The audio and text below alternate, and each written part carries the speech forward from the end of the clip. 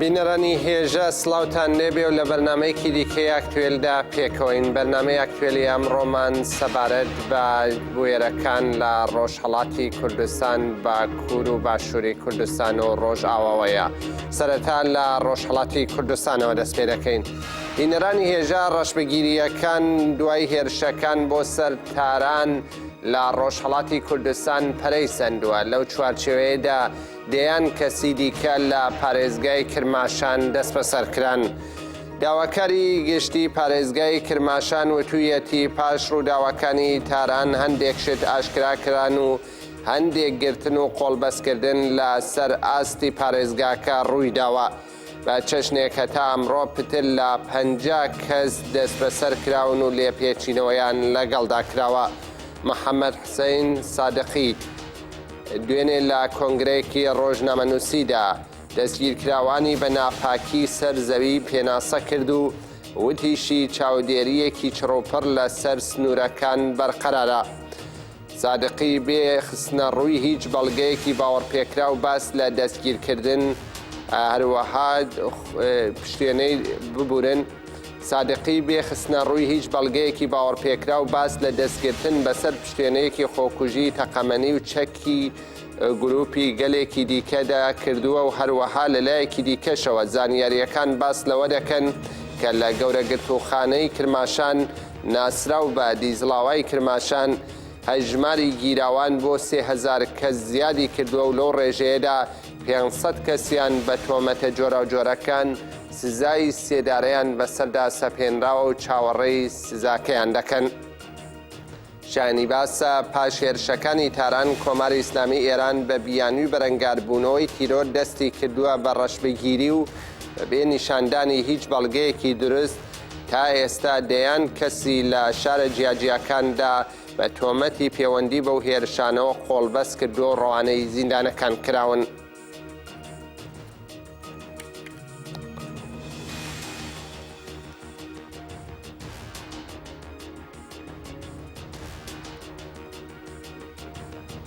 بەڵێ بینەرانی هێژە چالاکی مەدەنی هیوا سانیارمان لەگەڵدایە. ئەم بابەتە زیاتر لەگەڵ ئەودا شرۆڤە دەکەین و هەروەها لە بەشێکی دیکەی بەرنامەکەدا لەسەر دۆخی مادەهۆشبەرەکانیش هەواڵ و شرۆڤەیەک لە بەڕێز هیوا سانیارە وەردەگرین.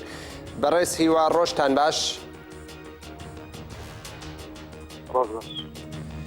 بەڕێز هیوا ئەگەر بتوانێت سەرەتا باسێک لەو گرتن و دەست بە سەرکردانە بکەیت کە لە ئێران لە دوای هێرشەکانی تارانەوە دەست پێ کردووە هەتا دەڕوا زیاتر دەبێت. لە ئاستی نێودەوڵەتیشدا بێدەنگیەک باڵی کێشاوە بەسەر ئەو گرتنانەدا.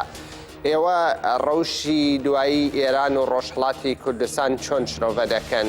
زانیاری نوێچی بەردەستاندا هەیە؟ فەرموون. بەڕێزم ئەوە یەکەمین جار نییە بەرحەڵ لە ماوەی دەسەڵاتداری کۆماری ئیسلامی ئێراندا هەمیشە کوردستان بەدیدێکی ئەمنیەتی سێ کردراوە و تەنانەت لە کاتە زێڕینەکانیشیاندا ئەو دیدە کەمڕای نەکراوەتەوە. هەندێک جار هەندێک نەرمتریان کردو و هەندێک جاریش بەرحەڵ زیاتر پێداگیر بوون و زیاتر تونند و تۆڵتریان کردێتەوە. ئەوە من نییە وەکو قسەی کاتە سڵاوەکانیانە بە تایبەتی لە کاتی هەڵبژاردنەکاندا کە بازە ئەو دیدە ئەمنیەتە نسبەت بە کوردستانە هەندێک ناوچەی دیکە دەکردرێ. بەڵێ بەرحەڵ دوای ئەو هێرشانی کە لە تاران ڕوویدا ئەومان بۆ دەکەوت کە بەڵێ ئەوەی کە هێشتا باز دەکرا کە بەڵێ ئەو ئێران ئەو دوورگە ئارامەیە ئێستا بەو جۆرە سێری ناکردرێەوە ئەتونەوە لە سەرگۆڕی دەوڵەتی پێش ئێران و هەروەها هێرشی چێژێری بۆ سەر مەجلیسی ئیسلامی لە تاران دەخری ئەوەیە کە بەڕاستی لە بۆی ئەمنیەتیدا پلانەکان بە خۆی بەڕێوە نەچوون ئەوە لە سەریان زۆر کەوت. یعنی چی دیکە ئەو دوورگە ئارامێکەوان بانگێشیان بۆ دەکردووە نییە و پایانێکیشتانی و پایانە پشتێکین کە بەڵێ بەتوانرێت لە نێو خۆی ئێرانیدا لە شوێنە حەساسەکانیدا ئەگەر بمنطقه كان شاركي وجوره عندهم بزينو توشي جيوغرافيان كين بەڵێ بەڕێز هیوا بەڵێ هەندێک لە پرۆبلێمی تەکنیکی هەیە لە کاتی قسەکردندا دەنگ بەباشی ناگەێت تێمە ئەگەر هەوڵ بدەن دەنگتان زیاتر هەڵێنن بۆ ئەوەی بتوانین باشتر گوێبیستی قسەکانت بین با لەوەی زیادە بکەم لەم دواییانەدا گرتنەکان لە ڕۆژهەڵات زیاتر پەرەیسەندووە ئایا کاردانەوەکان لە چ ئاستێکدا بووە ئامارێکی تەواو لە دەست بەسەرکردنەکان هەیە زۆرتر ناوەندی گرتن و دەست بەسەرکردنەکان کوێ بووە لە ڕۆژهەڵاتدا بەڕێزم وەکو باز دەکرێ و ناوەندە کۆم ماسی مرۆڤیەکان کەمتا کورتێک ئامارەکان دەدەن پارێزگای کرماشان ڕەنگە پشکی شێری وەرکەوتە بێت لەو بابەتە و تەنانەت دوێنێ باڵۆ کرا کە 50 کەس لەو ناوچەیە ژیراون و لە هەواڵەکانی خۆشتاندا هات کە زیاتر لە 500 کەس ژیراوەیە و حکومی مەترسی باشە حکومی ئەعدامان لەسەرە و ئەو مانەڕە سەربازی کە کرا دیتان هەر لە ناوچەکانی کرماشانەوە بوو منطقەی سەرپۆرزەها بوو بگرە بەرەو داڵەهۆ هەتا دێتە جوانڕەوەوانە ئەو ناوچانەوە بەڕاستی یعنی ئەوە دەخەری ئەوەیە کە بەڵە کۆماری ئیسلامی ئێران دەتوانین ئەوە بڵێن کە بەڵێ لە جێگە و پێگەی ئەوانش تاڕادەیەک ئاگادار بووە چەند ئێمە دەزانین دوای 2003 ئەمریکا هێرشی کردە سەر عێراق و بوو بە هۆی لە ناوچوونی حکوومەتی سەدام حوسێن دەسەڵاتی سەدام حوسێن بەرهەڵ ئەو گروپانی جەمعیەت الئیسلام و ئەنسار الئیسلام و ئەوانە کە لە ناوچەکانی هەورامان و دیار و ئەوانە بوون بە شێوە لە شێوەکان کە ڕوبەڕووی مەترسی بوونەوە و هێزە کوردەکان لێرە لیاندان کات ئەمریکا زیاندا ئەوانە بە زۆرێک ڕویان لە ئێران کرد و تەحەدێکی زۆریش ئەگرتو بە شێوەیەکی فەرمیێژنەوەی بەڵام هەندێک ڕێگاشیان بۆ کراوە بە تایبەتی لە موردەکان دەبیری تۆندڕۆیی تا ئاستێکی بەرز پەرەیسان و دەیان خەڵک لە خەڵکی ڕۆژهەڵاتی کوردستان لە ئەفغانستان لە پاکستان لە گروپە تۆندڕۆەکاندا کوژران و لەگەڵ دەرکەوتنی داعشیش هەڵ هەندێک خەڵک لەوانە دەکرێت ڕووی کردبێتە ئەوانە و بەشداری لە شەڕەکانیشدا کردبێ یا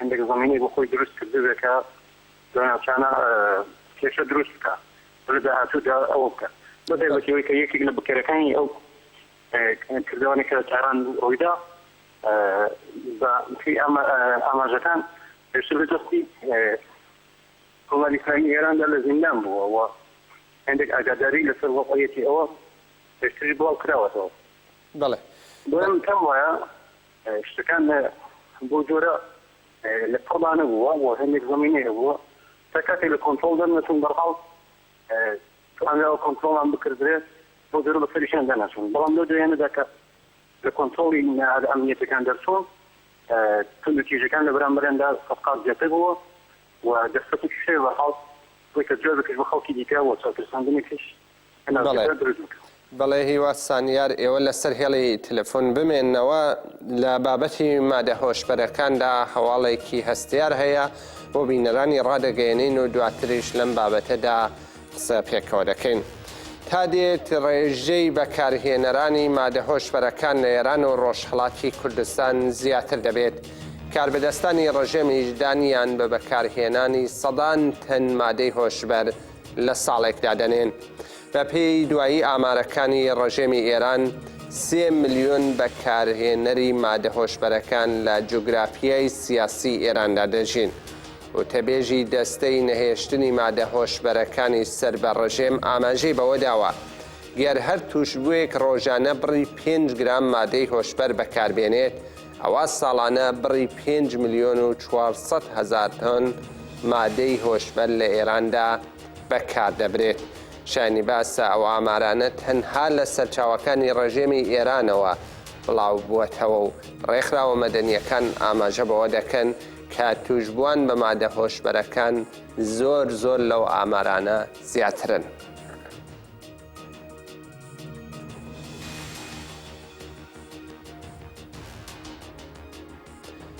بەڵێ بەڕێز سانیار ئێمە پێکەوە ئەو هەواڵەمان بڵاو کردەوە باس لەسەرەوە کرێت کە زیاتر لە 3 ملیۆن بەکارهێنەر مادەی هۆشبەر لە ئێران و ڕۆژهەڵاتی کوردستان هەیە. لە ڕۆژانی ڕابردووشدا راپۆرتێ بڵاو کرایەوە کە تەمەنی بەکارهێنەران لە خوار 18 ساڵەوە تا دەڕوات زیاتر دەبێت. ئەوەش بووە بابەتێکی میدیایی لە ئاستی ئێران و ڕۆژهەڵاتی کوردستان و هەروەها دەرەوەی وڵاتیش کە هەندێک لە بەرپرسانی ڕژێم نکۆڵی لەوە دەکەن. ئێوە سەبارەت بەو مەترسیانەی مادەی هۆشبەر و هەروەها ئەو پیلانانەی کە ڕژێم بەرامبەر ڕۆژهەڵاتی کوردستان پەیڕەوی دەکات لە مادە هۆشبەرەکاندا چه بیرۆچوونێکتان هەیە؟ فەرموون.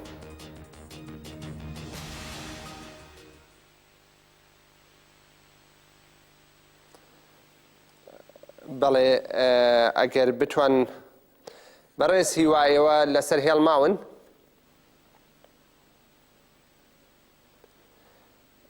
بەڵێ ئەگەر هاوکارانم هەوڵ بدەن پێکەوە سەبارەت بە پەیوەندیەکانی ئێران و تورکیا و قەیرانی کەندا و هەروەها ئەو قەیرانانەی ڕوبەڕووی قەتەر کراوەتەوە گەماروە لەلایەن وڵاتانی دەوروبەرەوە بەرامبەر بە قەتەر پەیڕەو کراوە و 13 خاڵ وەکو پێشنیار خاڵ خراوەتە بەردەم قەتەر پێکەوە دۆسیەک دەبینین پاشان دێنەوە ئەگەر هیوا سانیار ئامادە بێت لە بابەتی مادە هۆشبەرەکاندا بە کورتی بیرەوەچوونی وەردەگری. تورکیا و ئێران وەک دوو وڵات ڕاستەوخۆ دوای ئاڵۆزیەکانی وڵاتی قەتەر پەیوەندیەکانی خۆیانیان لەگەڵە وڵاتە بە ئاراستەی پشتیوانیکردن و ڕاگەیاندنی هاوکاریەکان بۆی دووپات کردەوە. لەو بارەیەوە حەسەن ڕۆحانی سەرۆکۆماری ئێران لە ڕێی تەلەفۆنەوە بە میری قەتەری ڕاگەیاندووە کە پشتیوانیان لێ دەکات و هەموو ڕێگاکانی ئاسمانی و وشکانی و دەریایی بۆی دەکاتەوە و پەیوەندیەکانی بەهێزتر دەکات. هەر لەو پەیوەندیە تەلەفۆنیەدا ڕۆحانی هەموو پشتیوانیەکی چارانی بۆ دۆحە دووپات کردەوە و بەڵێنی هاوکاری زیاتری لە پێناو بەرژەوەندی هەردوو وڵات وەسف کردووە. زانیاریەکان باس لەوە دەکەن هەر لە یەکەم ڕۆژی ڕاگەیاندنی ئاپلۆکەکانی سەر قەتەر ئێران 1100 تۆن سەوزە و میوەی بۆ قەتەر ناردووە.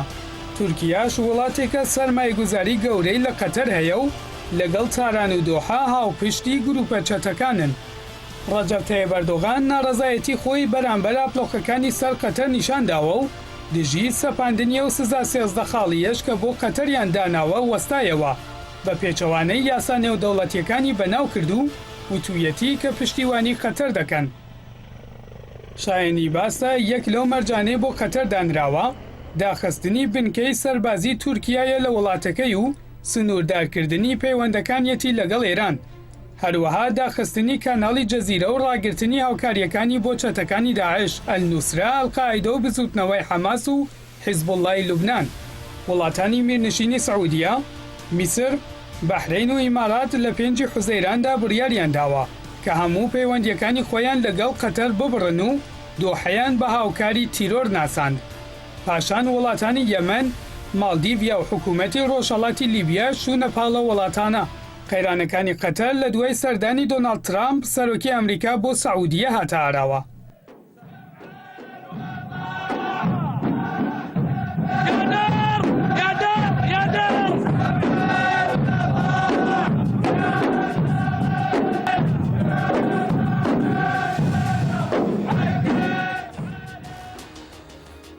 بەڵێ دەگەڕێنەوە لای هیوا سانیار چالاکی مەدەنی. بەڕێز هیواگەر گوێتان لە دەنگمە پرسیارەکە سەبارەت بە مادە هۆشبەرەکان بوو ئەو ڕێژەیە کە ڕژێم باسی لەسەر دەکات دەڵێ لە ساڵانەدا زیاتر لە 5 ملیۆن تۆن مەسرف دەکرێت مادەی هۆشبەر لە ئاستی ئێران و ڕۆژهەڵاتی کوردستاندا.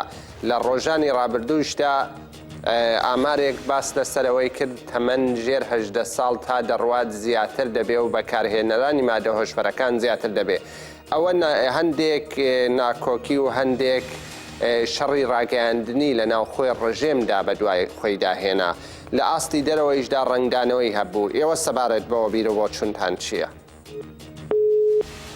بەڵێ بەداخەوە کێشەی تەکنیکی هەیە ڕوو لە بەشێکی دیکەی ئاکتوێل دەکەین ئەوی چالاکی ئێشەگرتن بۆ ئازادی ڕێبەری گەلی کورد عەبدوڵڵا ئۆجەلانە کە 5 ساڵی لە بەردەم کۆنسەی ئەوروپا لە شاری ستراسبورگدا تێپەڕاند و هەر هەفتە گرۆپێک لە چالاکگەران بەشداری چالاکیەکە دەکەن. بەڵێ دوای ئەوەی کە لە ساڵی 2011 بە بڕیاری ئاکەپە دادگای تورکیا دیدارەکانی لەگەڵ ڕێبەری گەلی کورد عەبدوڵڵا ئۆجەلان قەدەغە کرد و هەوڵەکانی چاوپێکەوتن و بەسەرکردنەوەی ئەمرالی لەلایەن پارێزەران و بنەماڵەی بەندکراوانەوە بێ ئەنجام ما ئیدی کوردان لە ئاستی ئەوروپا و کوردستان کەوتنە ناو سەفەربەریەوە.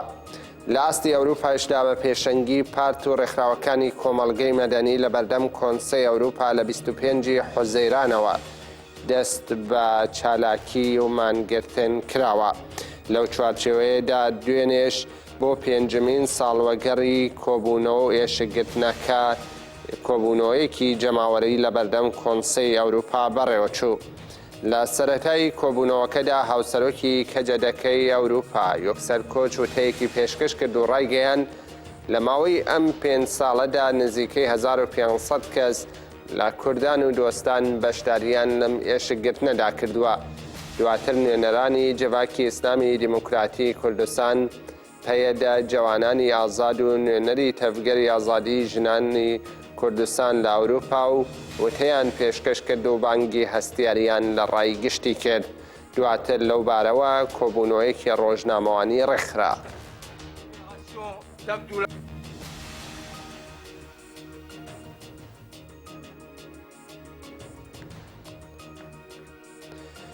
بەڵێ بینەرانی هێژە زیلان ڕۆژهەڵات ئەندامی دەستەی بەڕێوەبەری کەژار لەگەڵ ئێمەیە لەسەر ئەو بابەتە. بەڕێز زیلان ڕۆژتان باش؟ بەیانیتان باش؟ بەیانیت باش. بەڕێز زیلان ئێوە لە نزیکە و بەدواداچوونی ئەو چالاکیەتان کرد و هەروەها و کۆبوونەوە جەماوەریە. سەرەتا گرنگی ئازادی و بەڕێز ئۆجەلان و شکاندنی گۆشەگیری ئیمرالی لەم کات و ساتەدا چییە ئەگەر باسی لەسەرکەن فەرموون؟ سەرەتا ڕێز و سپاس بۆ ئێوە و تەلەڤیزیۆنی فریدۆم تیڤی بۆ بەشدارکردن لەو بەرنامەیە. بێگومان هەروەک ئێوە دەزانن ئەوە نزیکی 18 ساڵە ڕێبەری گەلی کورد عەبدوڵڵا ئۆجەلان لە گرتیگەی ئیمرالیدایە. ئەوە تەژیرێکی زۆر گرانکراو لەسەر ڕێبەری گەلی کورد بەڕێوە دەچێت.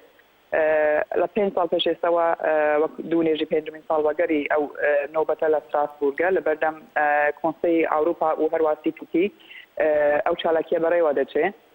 بێگومان لە شەرت و شەرتێکی ئاوهادا کە ئێستا ڕۆژهەڵاتی ناوین لە ڕەوشێکی قەیراناویدا بەسەر دەبێت. هەروە کوردستان بووە هێلانەی شەڕ بۆ دەسەڵاتدارانی جیهان گرتی بوونی ڕێبەری گەلی کورد یا بەدیلگرتنی ڕێبەری کورد و پێواژوێرە لەو ڕەوشە حەساسەدا زۆر گرنگە بۆ ئێمە کە بتوانن ئەو تەجریدە بشکێنن بۆ ئەوە کە بتوانن لەگەڵ ڕێبەرەکەمان پەیوەندیمان هەبێ.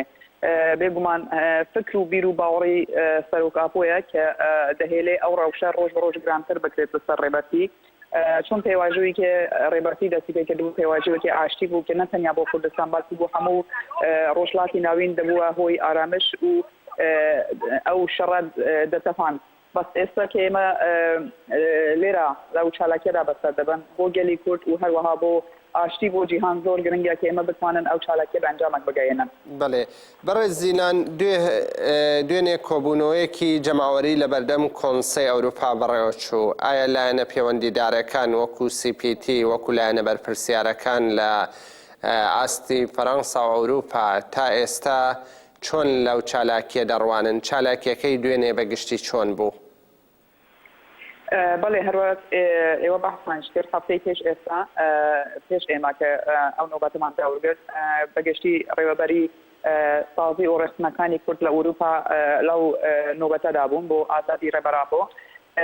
یعنی 5مین ساڵوەگەری ئەو چالاکیە بوو لەبەرەوەژی زۆر گرنگ بوو هاوسەرۆکانی کەجەدەی ئەوروپا لەگەر بەرپرسانی پەیوەندیداری CPT هەڵگرتنیان هەبوو. یعنی بۆ ئەوە کە ڕەوشەکە زەڵاوتر بکرێت و ئێمە پێداگیری خۆمان ڕاگەهاند لەسەر ئەوەی کە دەبێت ڕەوشی ڕێبەرئابۆ زەڵال بکرێت هەروە هەڵگرتن لەگەڵ سەرۆکاتی پێکوەرێ يعني ئەوانیژی خبری ئەوەیان دایە کە ڕەوشی سەرۆکاتی باشە ئەگەر پێویست کەس ئێمە بۆ خۆمان یعنی ئەگەر بزان ڕەوشێکی خەتەر هەیە ئێمە بۆ خۆمان سەردانی ئیمرالی دەکەن بەس تا ئێستا خبرێکی نەباشمان بەدەست نەگەیشتووە بەس ئەوە بۆ ئێمە نایدە واتای ئەوە کە ئێمە پێداگیری لەسەر ئەو ڕەوشە ناکەن یعنی ئەوانیژی گرنگی ئەو هەروە دوونێ زۆر لە پارلمانتارانی قسەی وروپا هاتن لێرە لە چالاکیەکە بەشداریان کردووە قسەیان کرد بەسەر ئەوە کە زۆر گرنگە ئەو نۆبەتە بۆ ئەوانی ژۆ هەر وەک دەبینن پێداگیری گەلی کورد لەسەر بۆ ئازادکردنی ڕێبەرەکان زۆر بەمەرج دەبینن و ئەوانیش پشتیوانی خۆیان دیار کرد. بەڵێ بەڕێ زیلان ئێستا ئێوە لە چالاکی ئێشکگرتنی ئەم هەفتەدان گروپی ڕابردوو نۆ هاوسەرۆکایەتی فدراسیۆن و ڕەخسنەکانی ئەوروپا بوو. وەکو کەژار لەو چالاکیەدا بەشداریتان کردووە ئایا فۆرمی چالاکیەکە هەر وەکو ساڵانی ڕابردووە یان لەمڕۆ بەدواوە گۆڕانکاری بەسەردا هاتووە؟ يعني لما واي بيش إسا يعني هر وقت إواج بحثان كرد 3,000 بلاو كراوا 1,000 سركر لكس لو نوبت لابون 2 سال ببردوامي دوسيا يعني آماده كدوا أو دوسيا هر جار بوشونكي جداتر دبن وتحويلي ددن هروا بيزاني نيل سراوشي ڕێبەری گوێلی کورد بڵاو دەکرێت هەر دیسان ئەو چالاکێ بەو شێوە بەردەوام دەبێت هەر لەو هەفتە و هەفتەکانی دیپێشتریش. بەڵێ ئەگەر باس لەسەرەوە بکەی لەم هەفتەیەدا ئێوە چەند چالاکگەرن گروپەکە چۆن تاکەی بەردەوامە بێت تا ڕۆژی یەکشەمەیە پێم وایە؟ یعنی ئێمەژی گروپەکشنی ڕۆژهەڵاتی کوردستان بەشداری ئەو چالاکیە دەکەن بۆ ئەوەکە پشتگیری خۆمان و هەروە پێداگیری خۆمان وەک کۆمەڵگای ڕۆژهەڵاتی کوردستانی ژوارگەێنن یعنی هەر گروپێک هەفتەیەک بۆ دابین دەکرێت هەر یەک لە سازیەکان و ڕسمەکانی کورد کە لە ئەوروپا هەن هەر کەس هەفتەیەک ینی ساڵی جارێکدا بەکی زیاتریژی توول بکێشێت تا هەر ساڵ جارێک بەشداری ئەو چالاکیەک بکەن. هەر بۆ ماوەی یەک هەفتەیە تا 2 مانگ. بەڵێ زیلان ڕۆژهەڵات ئەندامی دەستەی بەڕێوەبەری کەژار سپاس بۆ بەشداریت لەم ئاکتوێلەدا و سەرکەوتن لە چالاکیەکەتاندا. منیش سپاسی ئێوە دەکەم و ڕۆژ باش. ڕۆژ باش. بەڵێ بینەرانی هێژا ڕوو لە باکووری کوردستان دەکەین چالاکیەکانی هەفەگە لە دژی داگیرکەری دەوڵەتی تورک بەردەوامە لە زەبرێکی کوشەندە لە هێزەکانی دەوڵەتی تورک درا لەو چوارچێوەیەدا ڕاگەیەنرا کە 6 سەربازی تورک کوژراون لەلایەکی دیکەوە بە پێی لێدوانەکەی هەپەگە لە چالاکی گەریلاکان لە هەرێمی زاپی سەر بە هەرێمەکانی پاراستنی مەدیا 6 سەربازی سوپای تورک کوژراون و 3 دیکەش بریندار بوون. هەپەگە ڕایگەیاندووە کە چالاکیەکان لە دژی ئەو ئۆپراسیۆنانەی سوپای تورکیا بووە کە دەیانەوێت بیکەنە سەر هەرێمەکانی پاراستنی مەدیا. لایەکی دیکە لە لێدوانەکەی هەپەگەدا هاتووە یەکینەیەکی گەریلا لە دژی بنکەیەکی سەربازی لە چەلێ و شەمزینانی سەر بە جوولەمێرگ چالاکییان پێکێنا و لە ئەنجامدا 2 سەرباز کوژرا و 3 دیکە بریندار بوو. لەم نێوەندەدا لە چالاکیێکی هاوشێوە لە گوندی دۆتیانی سەر بە هەرێمی دێرسیم 2 ئەندامی سوپای تورک کوژران. هەر لە 24 ئەم مانگەدا لە شاری ترابزۆنی تورکیا ناوەندێکی مخابراتی تەقێنرایەوە و دواتر لەو دەڤەرە دەست بە ئۆپراسیۆن و شەڕ کرا و ڕاگەیەنرا کە ماشێنێکی زرێپۆش لە جۆری ئەقرەب تێکشکێنرا بەڵام سەبارەت بە ئەنجامی شەڕەکان زانیاری پەتەواو بەدەست نەخراوە. هەپەگە ڕاش دەگەیەنێت کە 2 گەریلا لە شەڕی 11 ئەم مانگەدا لە هەرێمی وانی باکووری کوردستان گیانیان بەخت کردووە و ناسنامەکانیشی بۆ ڕایگشتی ئاشکرا کردبوو. هەپەگە لە کۆتایی لێدوانەکەیدا ڕادگەیان کە لە 2 ڕۆژی ڕابردوودا لە ناوچەی هەرەکۆڵی سەر بە سێرد لە چالاکیەکی گەریلادا 2 ئەندامی سوپای تورک کوژراون.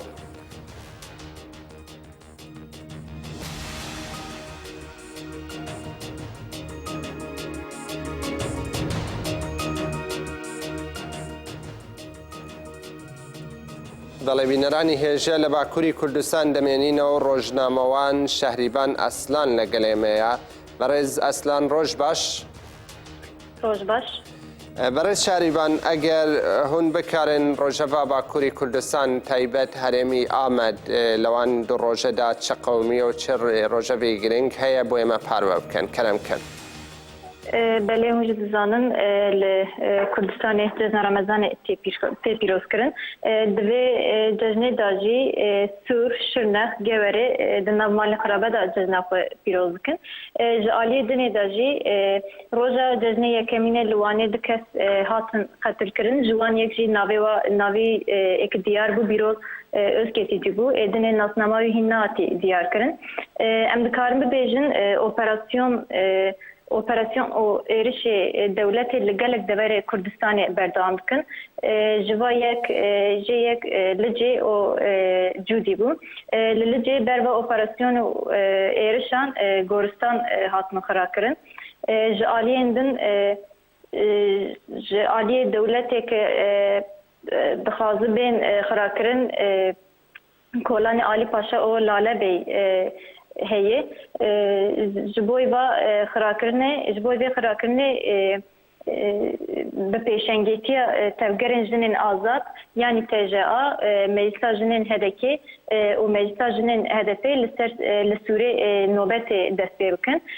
Jinên TJA HDP û HDP li kolanên Sûrê di serî da ji ber cejna Remezanê serlêdanê bidin malbata û dûra ji saet 11 serê sibê heta heştê êvarê nobetê bigirin.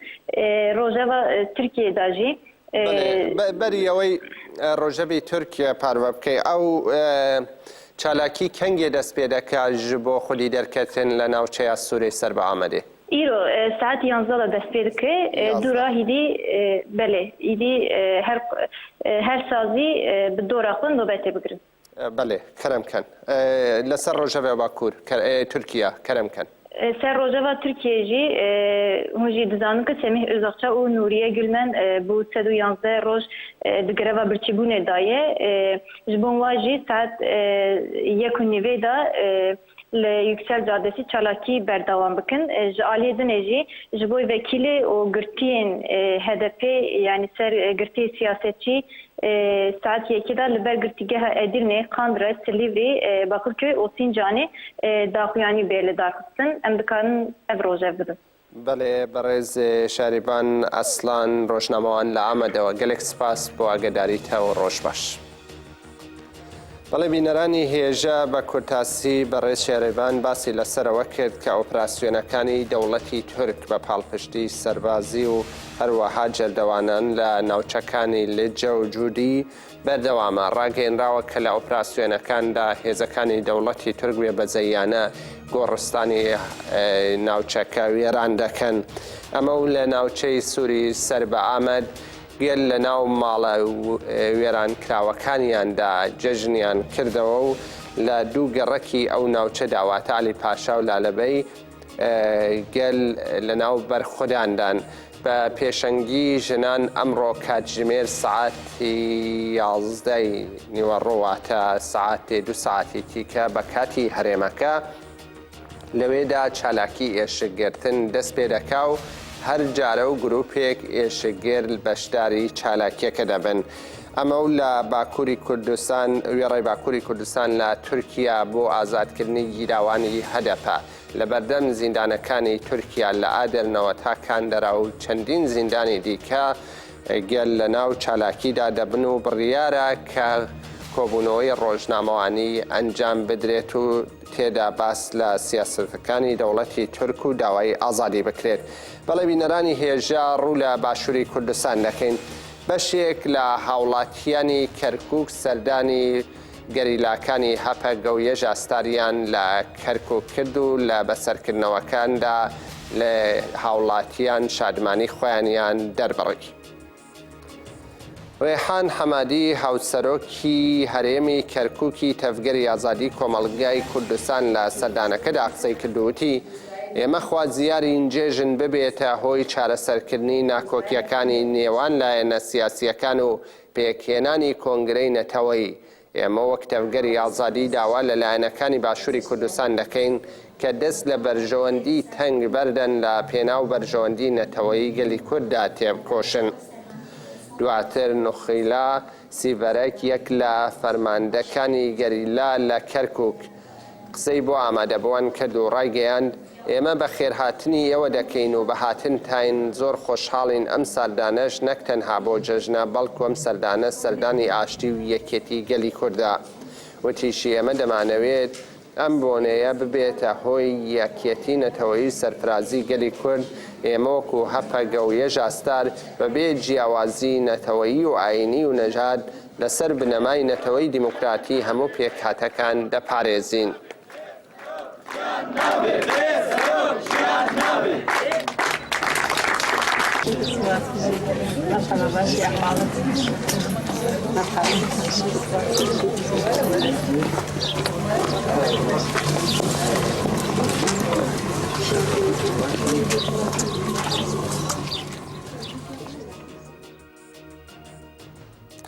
دەڵێ بینەرانی هێژە سۆران محەممەد ڕۆژنامەوان لەگەڵێمێ لە کەرکووکەوە ڕۆژەوی کەرکووک و دەوروبەری بەگشتی باشووری کوردستان لە سۆران دەپرسین. سۆران ڕۆژ باش؟ ڕۆژ بازم کاتێ و بنێرانی پێویش باش.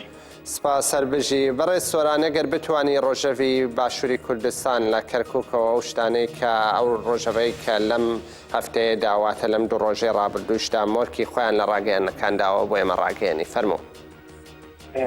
بەڵێ دیارە ڕۆژەفی گشتی لە کەرکووک و ناوچەکانی دەوروبەری و تایبەت ناوچەکەش لە سەرەکان هەم لە دیالەوە هەم لە جەلەولا خانەکەینەوە ئەوەی دە ئێستا لابەدی دەکرێت جمودۆڵی چەتەکانی داعاش لەو ناوچانە کە بەردەوام جمودۆڵی زیاتریان هەیە و جیاواز لە پێشووتر و لە ساڵانی تر و لە چەندان ڕابرد و هێرشەی چەتەکانی داعاش بۆ سەر سەنگەرەکانی پێشمەرگە زیادی کردووە لە هەمان کاتە جمودۆڵیان زیادی کردووە وتەی فەرماندەکانی پێشمەرگەش داعاش هێزێکی زۆری لە ناوچەکانی مووسڵەوە بەرەو سنووری حەوزی حەمرین و هەروەها حەویجا کشاندوێتەوە ئەوەی جێگەی باسە ئەم شەو چەتەکانی داعاش لە سنووری ناحیەی عەباسی سەر بە شارۆچکەی حەویجا لە نێوان خۆیاندا شەڕ دروست بووە بە وتەی چەند سەرچاوەیە کە تاوەکو ئێستا نزیکەی 4 بۆ 5 چەکداریان بەهۆی شەڕ و گرز و ئاڵۆزەکانەوە لەناو خۆیاندا کوژداوە. ئەمە یەکێک لە ڕۆژەکانی کەرکووک و ناوچەکە ئەو ناوچەیەکە ئێستا لێداین هەروەها پرسی ئەنجامدانی ڕێکخراندن لە ئێستادا کە بۆتە ڕۆژەی باشووری کوردستان لێک هاویشتە و دەرهاویشتەکانی کە ئابڕۆخستنی سەرهەرێمی کوردستان بەدی ئەکرێت زێر لەوانە کە چاودێرانی سیاسی باسی لێوەکان گرتنەوەی ئاوی هەرێمی کوردستانە لەلایەن کۆماری ئیسلامی ئێرانەوە لە هەمان کاتە بازەوە ئەکرێت لە ئێستادا بەهۆی مەکرینی گرم و جۆگەرگ و مەکشتەکەڵی جواران کۆمەڵە بازرگانی دەوڵەتی عراقی هەڵئەسن بە کڕینی ئەو کەلوپەلانە بە تایبەتی گەنی بۆ ئەمەش باز لەوە ئەکرێت کە دوای ئەنجامدانی ڕێکخراندن حکوومەتی عراق و بازرگانە گەورەکانی عراقی ئابلوقا و هەروها برسێتێکی زۆر لە ناوچەکەش لە سەرەکان و بە تایبەت لە کەرکووک و ئەو ناوچانەدا دروست کرد. بەڵێ سۆران زۆر سپاس بۆ زانیاریەکانت ڕۆژت باش. بەڵێ بینەرانی هێژە گوزارێک دەکەین بە سایتی ئەنهادا و دواتریش بە دیمەن هەواڵێک کۆتایی بەم ئاکتوێلە دێنین. بینەرانی هێژە یەفەگە لە دوایین لێدوانیدا ڕادەگەێنێت کە ئەرتەشی داگیرکەری تورک چەتەکانی لەسەر سنووری ئەفرین زیێدەتر دەکات. بە پێی ناوەندی ڕاگەیاندن و چاپەمەنی یەفەگە کە لە دوایین لێدوانیدا لەسەر سایتی ئەنهادا بڵاو بووەتەوە باس لەوە دەکات کە ئەرتەشی تورک لە سەر کانتۆنی ئەفرین هێزی خۆی زیاتر دەکات. هەروەها لە درێژەی لێدوانەکەیدا باس لەسەرەوە دەکات کە لە ماوەی ئەم 7 ڕۆژەی ڕابردوودا شەڕ و پێکدادان و پێکهەڵپرژانیش هاتووەتە ئاراوە بە گشتی ئەنجامەکانی بەم شێوەیە ڕاگەیاندووە. بەڵێ بینەرانی هێژە ئاگدارتان دەکەینەوە بەرفراوانی ئەو هەواڵە لە دەنگ و باسەکانی ئەمڕۆدا لە بەشەکاندا لەسەری ڕاوەستە دەکەین. دوایین بەشی ئاکتوێلیش دیمەن کۆمەڵێک دیمەنی گەریلاکانی هەپەگەیە باس لەسەرەوە دەکەن لە هەرێمی گۆڤەند کە لە باکووری کوردستاندا لەو چیایەدا بەرخودانی بێوەیەنە تۆمار کراوە و گەریلاکان بەم شێوەیە باس لە بەرخودان دەکەن. بەشێکی کورد لەو دیمەنانە پێکەوە دەبینین. asker hatibûn vir balava mevzî girtibûn. Yani serumyon işte pansiyon malzeme sağlık hemî virin. Yek birindar bûye herhalde. Vir tedavi kirine. Yani desteka kurucuya operasyon dest pê kiribû. Dema ku heval hatibûn ji bo keşfê jî kurucu didîtin. Kurucu wisa arazî nîşan dida. Ew jî arazî digeriyan. Yani mevzî zaf çêkirine ama belava ciha girtine. Hejmarem tam net nizan belava cih girtine. Bi desteka kurucuya me ku hatibûn. Wekî ku hûn jî dibînin leşkerê dijmin îndîrme kiribûn. Ev der ku derê? Ev der giran e. Girdey ku derê? Govendê giran e. Karakol jêrê giran e. Karakol giran e jêrê ye. Bir îndîrme kiribûn. Mevziyon wekî ku dibînin. Du rojan man zêde neman. Piştî ku hevala ji qarşiyê müdahale kirin, girê qarşiyê paş vekişiyan. Yani wextê ku em ne li vir bûn, berf zaf bû ji bo wê heval li vir nîm bûn. Piştî ku hevala müdahalekir em hatin kes vir nîm bûn. Mevzî hemî vala bûn. Yani vir belava hêştine dîsa reviyane paş te kişiyane.